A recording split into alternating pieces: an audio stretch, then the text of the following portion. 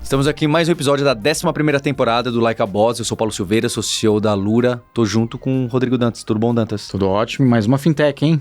A gente tem bastante fintech aqui, né? Tem. E todas as fintechs que a gente trouxe aqui, sólidas, crescendo. Trouxemos uma outra agora. Repetimos uma primeira vez que a gente trouxe uma fintech e parece que temos uma tendência aí. Pois é, Dantas. Você é CEO e fundador de uma fintech.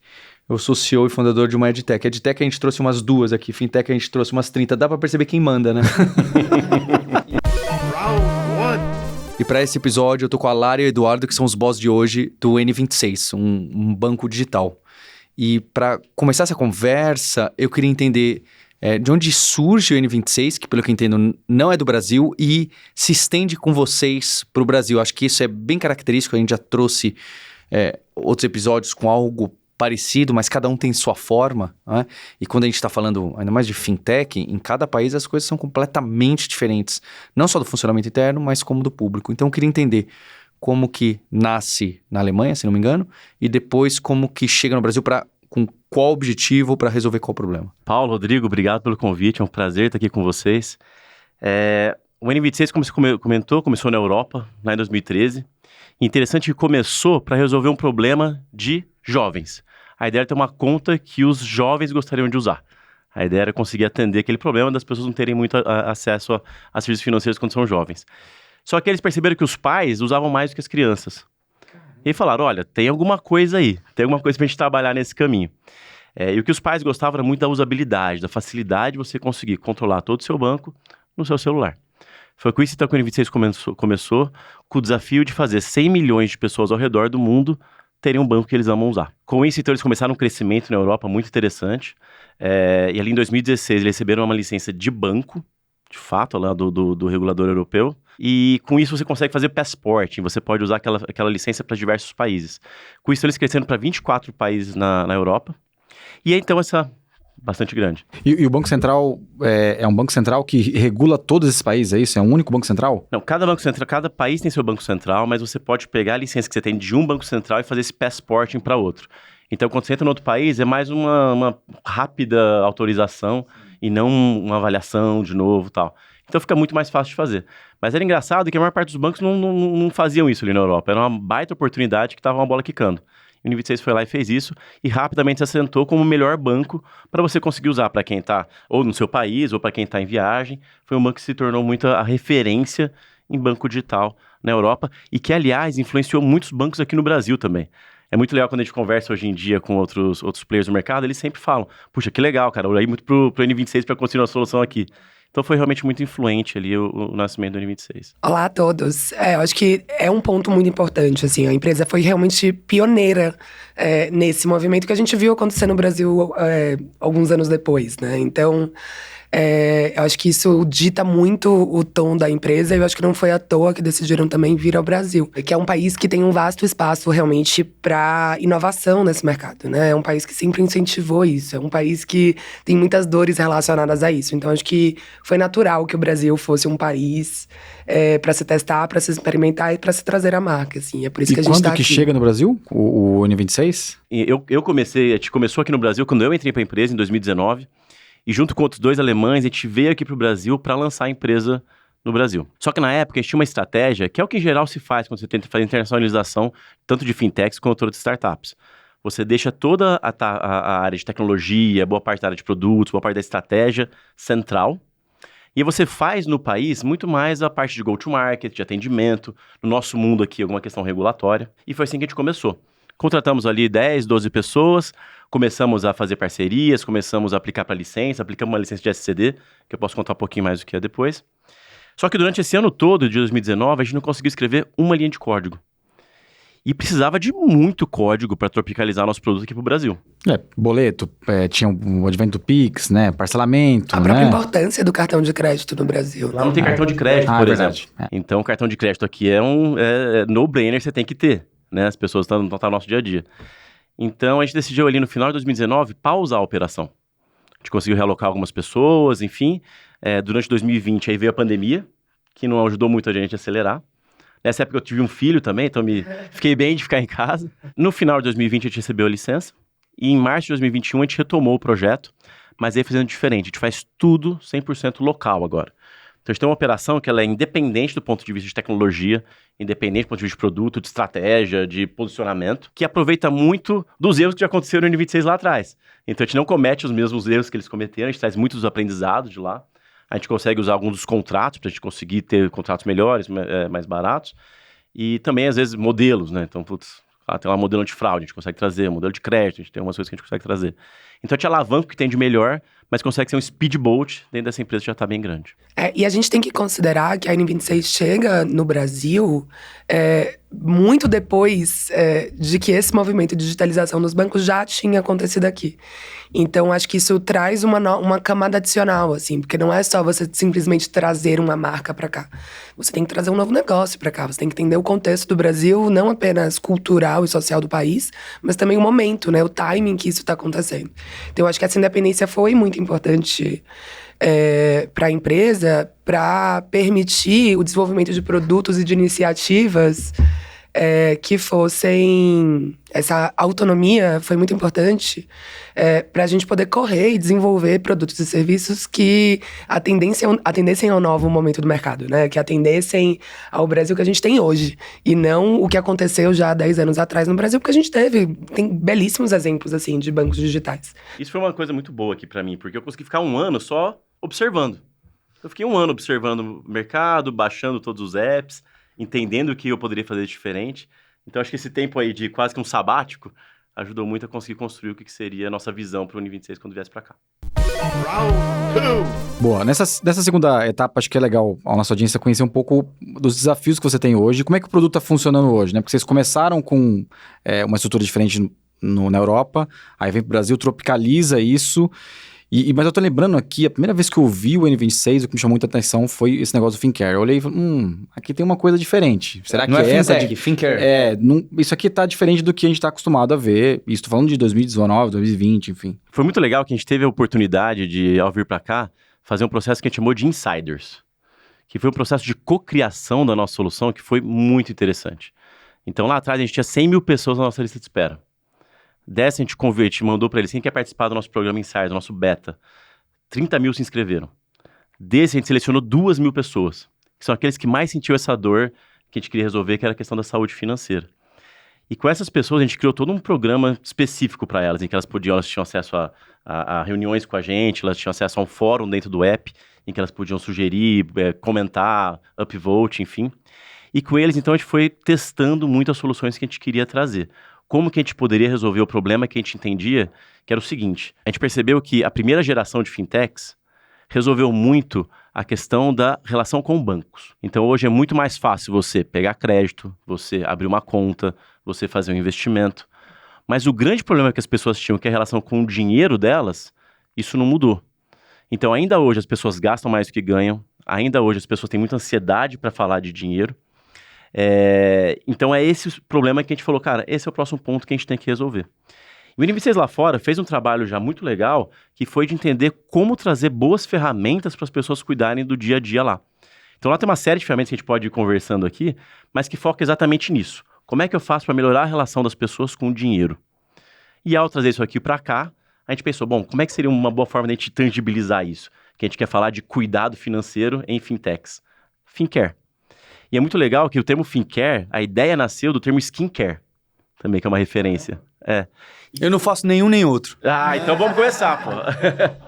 E o que é o skincare, né? Diferente do que é um tratamento focado em uma doença, digamos assim, o skincare é uma coisa que você faz continuamente, é um cuidado frequente, todo dia que você faz para ter uma vida melhor ao longo do tempo.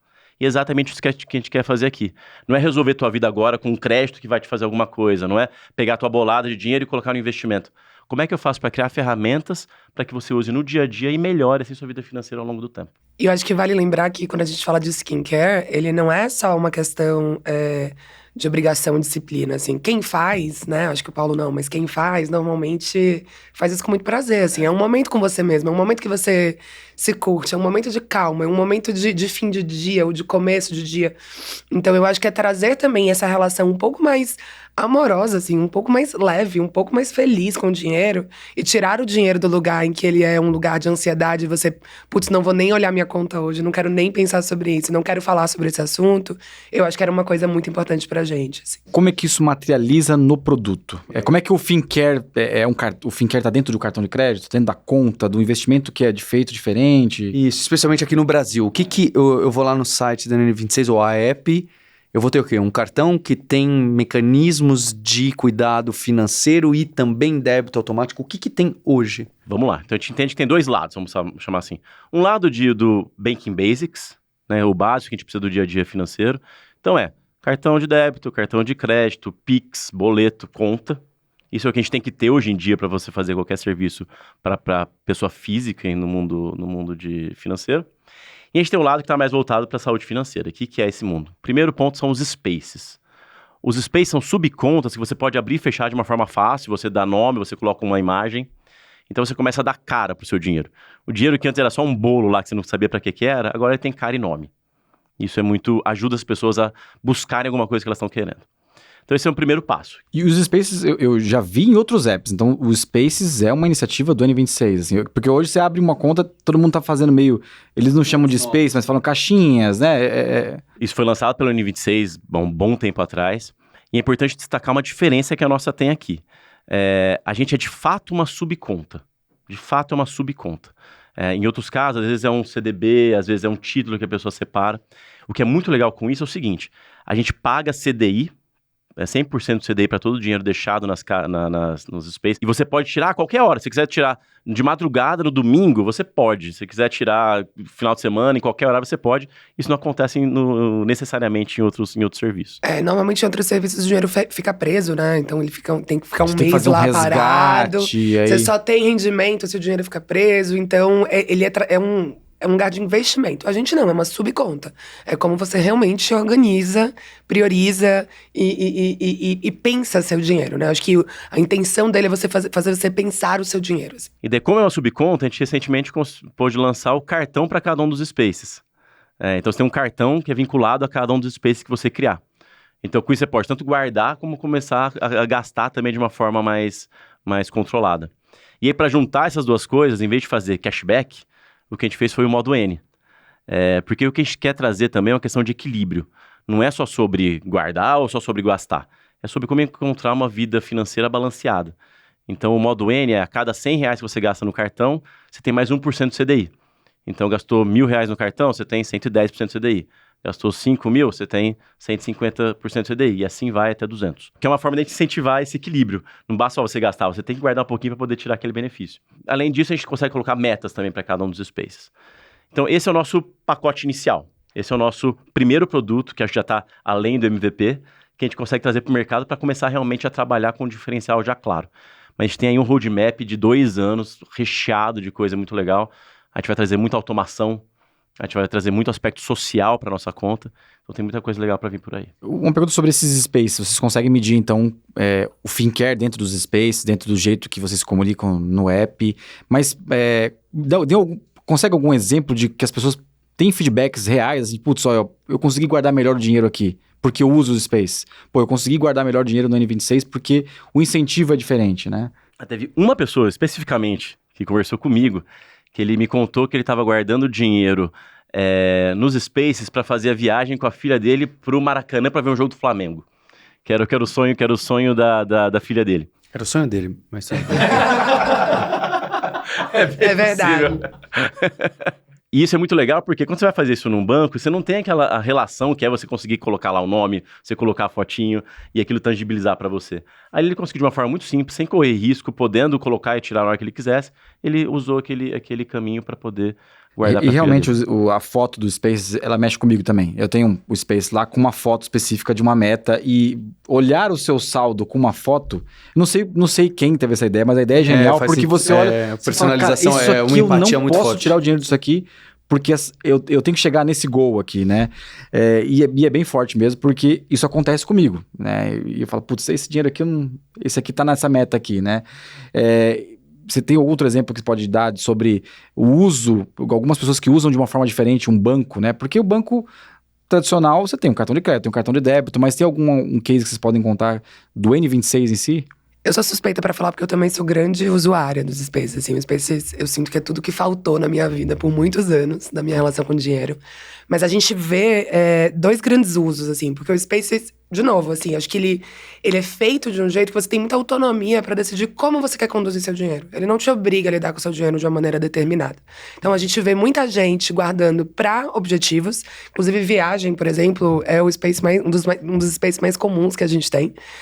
E a gente vê, de outro lado, algumas pessoas usando o Spaces para organizar o dia a dia. Então, a gente vê muito Spaces chamado, por exemplo, Delivery. A pessoa vai lá, cria um Space, coloca um cartão no Space, que é o que ele conecta nos seus apps de delivery. E com isso, ele consegue se dar um limite de quanto ele pode gastar, por exemplo, naquilo por mês. Que baita exemplo esse. Então, a gente vê esses dois tipos de uso, assim. Ele é muito modular, assim. Você consegue botar meta, você consegue colocar cartão. Então, você consegue usar ele para ou sanar algumas dores ou realmente para alcançar e realizar alguma coisa que as pessoas queiram. A gente, obviamente, tem spaces como emergência, que eu acho que é sempre importante as pessoas terem sua reserva, é uma coisa que a gente quer sempre incentivar as pessoas a fazerem. Depois disso, se eu não me engano, é viagem. Muita gente com space criado para comprar apartamento, para comprar carro, né? Para alcançar alguns sonhos mais longos. E o mais legal é que, como ele rende, você tá sempre tendo que juntar um pouco menos para conseguir alcançar o objetivo, porque ele tá rendendo. Acho que vale dizer que a gente tem uma do N, mas ele já rende 100% de CDI, mesmo se você não usar cartão. Então, muita gente usa para também dar uma aceleradinha ali nos sonhos. E hoje 100% CDI tá bem bom alto. Pra caramba, né? Qual que hoje é o tamanho do N26 no Brasil e também no mundo, para entender a dimensão do que a gente está falando? Porque é um nome relativamente novo, acho que sempre tem aquele nicho que conhece muito o N26, e tem gente que nunca ouviu falar. Então, para ter dimensão de time, de cartões, de contas lá fora, aqui, os números que vocês puderem abrir, é claro. Bom, o N26 lá fora é o segundo maior banco da Alemanha, atrás só do Deutsche Bank. E foi selecionado o melhor banco do mundo pela Forbes em 2022. E isso deixou a gente muito orgulhoso, porque é uma eleição não feita por especialistas, mas sim feita pelos usuários, votando. Então é muito legal, porque mostra que o que a gente está querendo fazer, as pessoas têm um banco que amam usar, tá acontecendo. E o usuário adora falar bem de banco, né? Então, eu sempre falei isso, cara, olha esse objetivo, você ter um banco que as pessoas amam usar. É quase colocar um objetivo impossível, né? A gente tá conseguindo.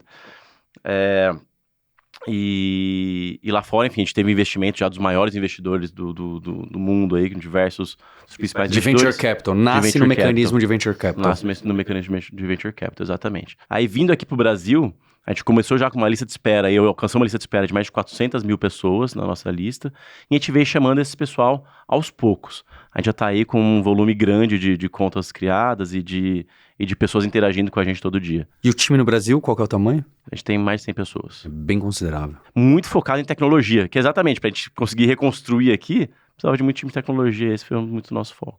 Um pouco disso que eu ia falar, assim, acho que a gente falou até um pouco, né, que, pra chegar no Brasil a gente precisou trazer um time de tech pra cá, mas o produto do Brasil foi realmente criado do zero. Ele se inspira no produto europeu, ele aprende com o produto europeu, ele traz o que tem de melhor do produto europeu, mas ele também tropicaliza, adapta, entende não apenas toda a questão regulatória aqui do Brasil, mas também como as pessoas se comportam no Brasil, né, como as pessoas lidam com o seu dinheiro no Brasil. Então, acho que esse foi um ponto muito importante. O time vem muito para fazer isso acontecer. Estamos ainda aprendendo também, né? Estamos lançando coisa nova. Todo mês, assim, tem uma feature nova, 2 features novas, assim. Então, a gente tá realmente num ritmo muito rápido de desenvolvimento e de entrega.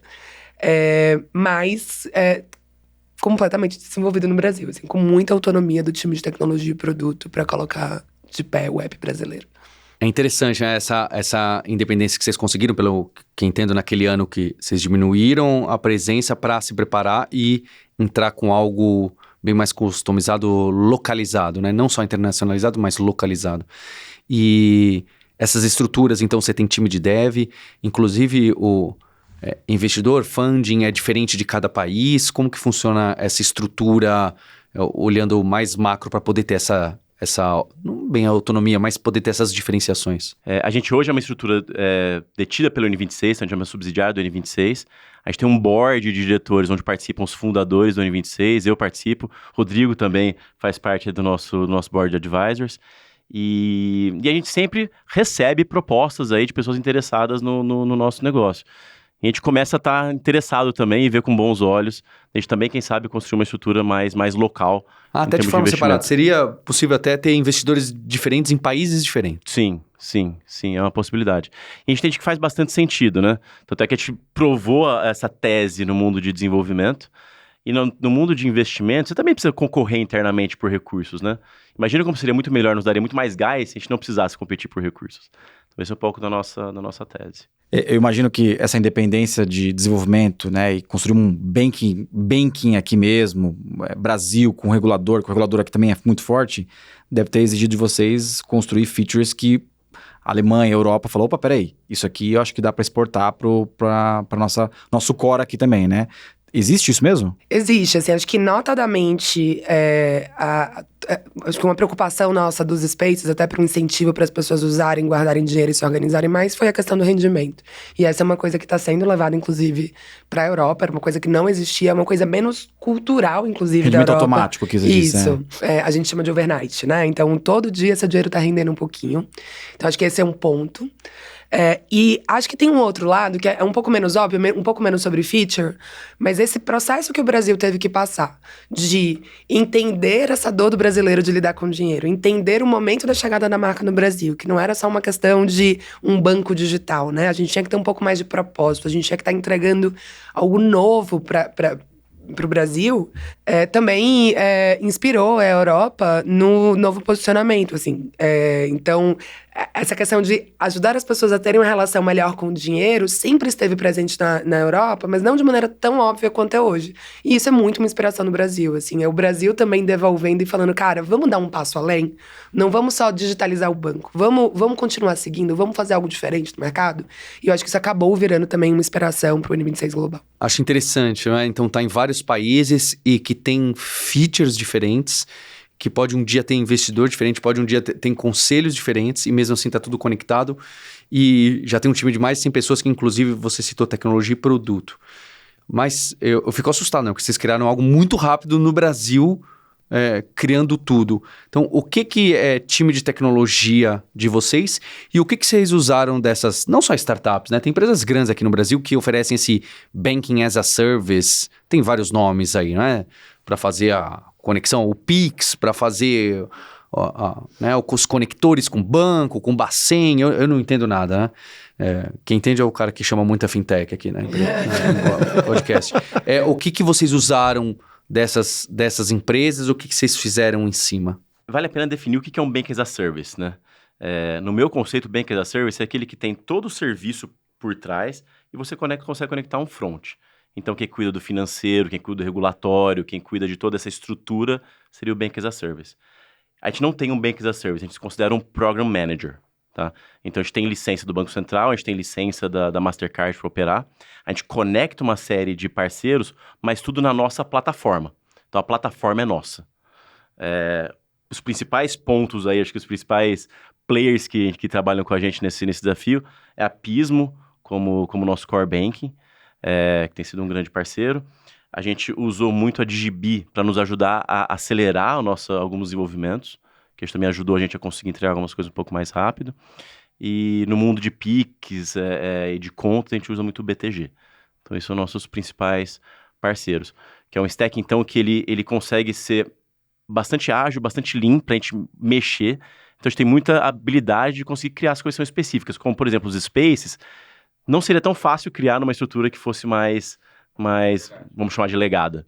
Não é a estrutura que a gente construiu, a gente conseguiu montar. Parece que essa infraestrutura foi essencial para vocês ganharem a velocidade, porque tem muita gente ouvindo o podcast que você pode encontrar em vídeo no canal da PM3, deixar o recado aqui, que tá muito legal, a gente tem essa temporada também em vídeo. Tem muita gente que escuta a gente e tá interessada, né, em criar uma fintech, insurtech, healthtech, saber que realmente um banco como o N26 pôde utilizar esse tipo de recurso é algo muito significativo, porque fala, não, opa, dá para eu tentar implementar a minha ideia e conectar alguns fornecedores que têm API, que têm serviço, etc. É muito real. Eu confesso que eu mesmo, sendo de tecnologia, me assusta. Você fala, nossa, dá para fazer... Existe mesmo fornecedor que pode ajudar isso? Não tem que ter um time de dev gigantesco e ficar lutando com os bits ali. Não, já tem alguma coisa... Mas essa mudança de paradigma dos bancos, encapsularem coisas mais as a service e tal, mas não tá dizendo que a gente não exige ter um time técnico forte, né? Como é que funciona o time de vocês, assim? De jeito nenhum. Eu costumo dizer que fazer esse tipo de empresa são várias startups numa só. Porque se fazer cartão é um mundo, você fazer conta é um mundo, você fazer Pix, nossa senhora, é um mundo. Então, por mais que você tenha players ali que te ajudam a conectar, a gente tem um time de altíssima qualidade, muito preparado para conseguir fazer tudo isso funcionar. Queira ou não queira, o Ledger, que é a estrutura de contas, está com a gente. Isso precisa ser todo plenamente conectado a esses parceiros, depois conectado ao app e fazer tudo isso se conversar com back-end, com estrutura regulatória, com estrutura de gestão. Então, tudo isso demanda muito trabalho interno. A gente tem um grande time aí preparado para fazer isso. E eu acho que a estrutura permite a gente ter suporte para coisas que não são necessariamente o core do produto, para que o time também de produto e tecnologia possa pensar no futuro, né? Possa pensar mais nos próximos passos, possa criar mais. E não apenas ter que suportar o que já existe. Eu acho que isso é algo que deu muita liberdade pra gente nesse sentido. Nesse terceiro round, a gente queria saber um pouco mais de vocês, porque é algo interessante. Uma empresa encontrou vocês... E ao mesmo tempo vocês têm esse espírito empreendedor e estão criando coisas do zero. Então, o que vocês faziam antes do N26? É o que vocês estudaram, onde vocês trabalhavam? Bom, eu me considero 100% empreendedor, um pouco coxinha. Porque eu não coloco o meu dinheiro ali, eu estou aproveitando o dinheiro do investidor. Mas o nosso dia a dia é 100% de empreendedor. Bom, eu sou formado em administração na USP lá de Ribeirão. Comecei minha carreira em banco, comecei no Banco Real. Não sei se vocês lembram do Banco Real. Sim, pô. Tinha um aqui embaixo nesse prédio. Eu não era nascida ainda, desculpa. O banco do Aloysio, como é que era o banco do fundador lá? O Banco Alfa, né? Aloysio Faria. Isso. Na minha época o presidente era o Fábio Barbosa. Fábio Barbosa, Ali eles tinham uma pegada muito legal de cuidado com o cliente. Foi isso que me atraiu pra lá. É engraçado que, na verdade, nem queria trabalhar em banco na época. Eu fui aplicar só pro Banco Real porque ele tinha essa pegada de... É verdade, tinha mesmo. Era um posicionamento muito diferenciado, né? O Van Gogh, ele tinha um posicionamento super diferenciado. Tinha uma coisa que eu achava muito legal lá, que era... Eles falavam que se alguém chegar pra você, gerente da agência, e perguntar uma coisa que você não tenha, pode falar do concorrente, pode falar do outro. Se a gente não consegue atender, eu quero que pelo menos ele confie em você. Se eu não conseguir atender, eu vou tentar correr atrás. Forte isso, cara. Eu acho fantástico, né? Tem uma frase que falava muito lá, que eu costumo trazer aqui, que é foco no foco do cliente. Não é foco no cliente, né? Foco no cliente parece que você vai tentar extrair alguma coisa dele. Foco nele, cara, vamos andar de lado, juntos, né? Não estamos andando eu atrás de você para te conquistar. Estamos andando junto no teu objetivo. Isso é muito legal, a gente tem que trazer isso aqui para dentro. Depois de lá, eu fui fazer MBA, fiz MBA em Kellogg. E aí voltei... junto com a Rocket, não sei se vocês... acho que os começos lá, né, da época do boom do Venture Capital no Brasil. Do Venture Capital no Brasil. E eu tinha a Trípida. A Trípida era uma empresa de ride-sharing. Então, de caronas. Tipo BlaBlaCar. Tipo BlaBlaCar, mas muito... Não, brincadeira. E foi muito legal, porque então por ali, cara, pra mim era fantástico. Eu tinha acabado de sair do MBA, voltando, peguei já uma posição de liderar aquele time, então foi um segundo MBA, quem sabe muito mais intenso. E a gente em 6 meses fomos pra 11 países, lançando o time todos eles, foi de 10 pessoas pra 150 ali em alguns meses, aquela loucura que era aquela época, né? Que você acha que tem que pegar muito rápido aquele bem pedaço modelo do mercado. Rocket mesmo, né? O modelo Rocket. Então a gente foi pra Paquistão, a gente foi pra Índia, a gente foi pra Argentina, Taiwan. A gente foi pra Taiwan. Depois de tempo não deu certo. Acho que a gente aprendeu uma série de coisas, aprendeu bastante com o mercado. Dá pra falar que a gente testou de fato, mas que o mercado não era o que a gente esperava. Então depois de lá eu fui pra Cielo, e aí na Cielo trabalhei bastante com plataforma aberta, conectando uma série de parceiros, fazendo produto inovador lá também, e acabei vindo para o N26. Se o meu sotaque não entregou ainda, eu sou baiana, na verdade, então eu sou formada em comunicação pela Universidade Federal da Bahia. Trabalhei em consultoria de branding, de pesquisa por alguns anos, vim para DM9DDB, então comecei minha carreira num lado muito mais publicitário. Quando saí da agência, participei de um projeto super grande sobre assédio moral e sexual do grupo de planejamento. Inclusive, sou o Forbes Under 30 por causa disso. Do ano de 2018, se eu não me engano. Talvez eu esteja errando, desculpa, Forbes. E depois migrei um pouco para o mercado de tecnologia. Então, fui para o Waze, fui diretora de marca da Tembice, né? Que é o bike share que faz, inclusive, o Bike Itaú. E aí, a N26 me achou para liderar o time de marketing, toda a parte de comunicação, marca e growth também, né? Então, tudo de growth marketing. E hoje, assim, já vou fazer 1 ano lá. E não sei como o Edu me aguentou até hoje, nada. Tranquilo, tá fácil por enquanto. E o que vocês fazem no dia a dia, assim, quando não estão fazendo o N26? Esporte, quais são os hobbies? É uma pergunta difícil sempre. Eu não gosto quando me perguntam. Um livro. Como é que é? Hobby? Meu Deus. Eu tenho um filho pequeno. Eu tenho uma anedota sobre isso. Na entrevista da N26, eu tava sendo entrevistada e a pessoa veio me entrevistar em inglês, né? Pra testar meu inglês, normal e tal. E a pergunta que ele me fez em inglês é: o que você gosta de fazer no final de semana? E eu travei. E eu respondi, inclusive, em português. Eu juro que eu falo inglês, eu só não sei o que eu gosto de fazer no final de semana. É uma pergunta difícil. Uma pergunta difícil. Mas a pior é a do livro. Um livro, um filme, uma música. Eu falo, gente, travei. Bom, eu no tempo livre eu curto a vida com meu marido e com minha cachorrinha, pela qual eu sou completamente apaixonada, Mangaba. Beijo, Mangaba, se você tá ouvindo isso. Não é brincadeira. Corro, mal, mas eu corro. Sou realmente muito ativa, assim, então acho que pra mim esporte é uma parte muito importante do meu dia. E viajo, assim, acho que todo o tempo livre que a gente tem, realmente a gente tenta sair de São Paulo, tá fazendo alguma coisa diferente. Mas nada além do normal, não tenho nenhum hobby interessante, assim, que, nossa, ela faz tai chi, não. Tudo meio padrão. Eu posso falar as coisas que eu fazia. Hoje o Edu tem 2 bebês, né? Ele tem N26, ele tem um bebê, não sobra muito tempo. Tá difícil. Acho que boa parte é o bebê, isso eu ainda faço. Então tem um menino de 3 anos. Joguei muito tênis, tento jogar ainda quando eu posso. Bastante tenista nessa temporada, hein, Paulão? E 2 solteiropolitanos. É verdade. Cara, tênis é fantástico. E toco violão também. E brinco um pouquinho de bateria. A gente até tem uma banda lá no N26 que chama Anthony Sexes. Eu vou dedurar o Edu, que ele é meio da banda, meio não. Ele não ensaia direito. Não consigo treinar, ensaiar tanto assim, né? Como que vocês organizam o tempo, a agenda, o WhatsApp e tudo acontecendo?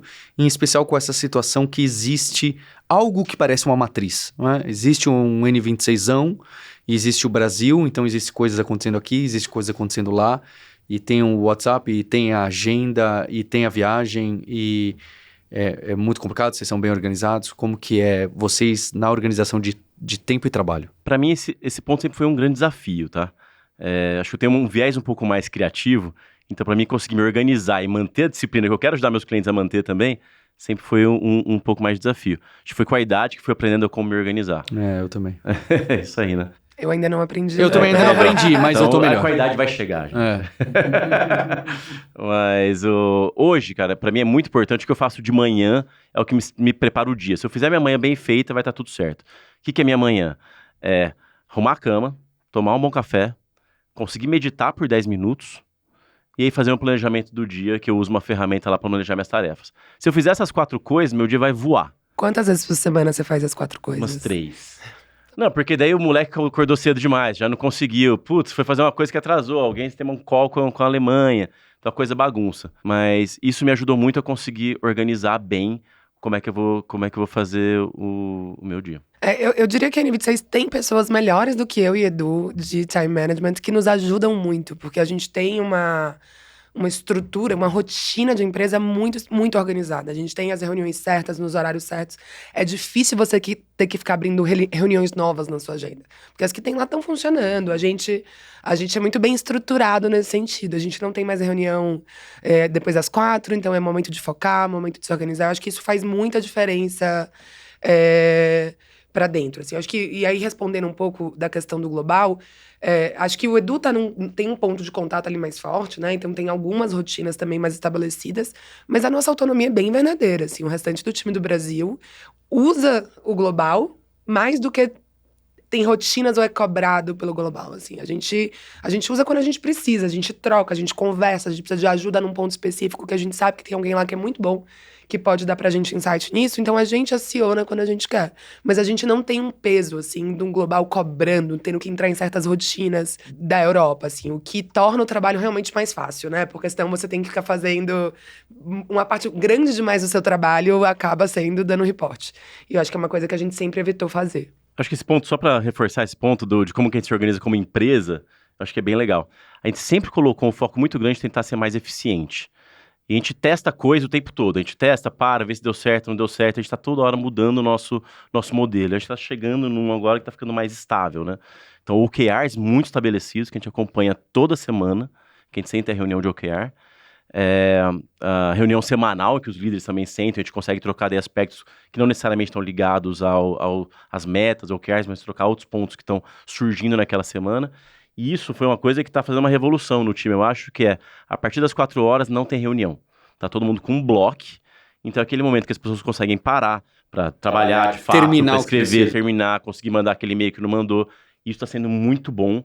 Inclusive para os times que precisam muito sentar e fazer, um time de liga, um time de produto, um time de desenvolvimento, que a vida é menos fazer reunião e mais sentar e realmente executar, tá sendo super bom. Eu acho que mesmo para liderança, assim, apesar da gente ter um peso um pouco menor de execução, ainda tem. Então, assim, esse tempo tem sido muito rico para todo mundo. E acho que a gente tem um time de liderança também que se ajuda muito, assim. Então, é uma liderança da área, mas é também uma liderança da empresa, assim. Então, tem troca, tem suporte nesse sentido, assim. A gente divide tarefas que são da empresa como um todo, e eu acho que isso faz muita diferença, assim. Acho que cria muita intimidade entre as pessoas, né? Eu acho que o time de liderança é muito próximo, assim. É muito fácil trabalhar. Mas também tira a carga de certas áreas, tira o peso de certas decisões e que faz muita diferença. Então, esse encontro semanal, a gente tem um encontro mais longo, mensal. Essas rotinas, assim, têm sido muito positivas. Vou aproveitar o gancho da OKR e deixar o link pro sprint da PM3, o curso de OKRs e KPIs. Eu esqueço, todo mundo cita aqui KPI, OKR, eu esqueço de fazer o jabá da PM3, tá aí pro pessoal da PM3, vou deixar o link. Queria agradecer a N26, e a gente vai deixar também, né, para quem quiser entrar na lista de espera, já que ainda tá aqui o link para conhecer um pouco melhor de vocês e da história, tá certo? Muito obrigado. Obrigada. Obrigado, gente, prazer. Valeu.